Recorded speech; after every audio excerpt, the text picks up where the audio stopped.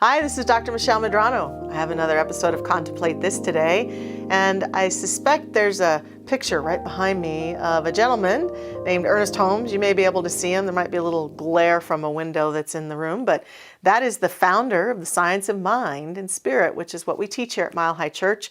He is a huge part of contributing to New Thought in a powerful way.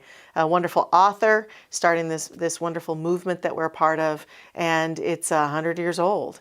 And so I am grateful for these teachings. They have saved my life. And so today I thought I would share with you my favorite quote from Ernest Holmes. And it's hard to find a favorite quote because he was such a prolific writer. But I will say that what I stand on and what I love the most is that he constantly reminds us that God, life, source, by whatever name you call the creator of the universe, can only do for us what it can do through us.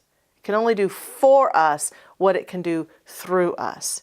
Ernest Holmes was an avid believer in consciousness creates. There's another slogan that we use a lot in our teaching. It's actually been showing up in commercials on television, and it is change your thinking, change your life. I think one company tried to change it to change your apartment, change your life, and other companies have used it in other ways. But here in New Thought, in Science of Mind, we use change your thinking, change your life, because Holmes believed that this thinking that we are all about, and again, thinking isn't just what we know that we're thinking, it's the deeper recesses of the thoughts going on in the brain, the conscious, the subconscious, the recording of everything that we've ever seen and done, the emotional body, the fervent beliefs that we have that are conscious and unconscious. It's important for us to distinguish and remember that the majority of what's going on in this seat of consciousness that we are is below the surface in the subjective or subconscious aspect of us. And so that's why we believe and teach here. It's so important to become willing to be in touch with this deeper aspect of ourselves through our spiritual practice and through paying attention to these patterns that emerge in us and the emotions that arise in us, and to just simply be willing to notice what we're thinking in a certain situation. Because life isn't giving us things. Life isn't out there. God isn't out there, a puppet master giving us goodies like Santa Claus or something. That God, source, is everywhere present, and we're in the midst of it, and it's in the midst of us, and it's flowing through us. So what Holmes means by this quote is it can only be to us and be for us and only manifest through us what we can embrace and embody in our own mind.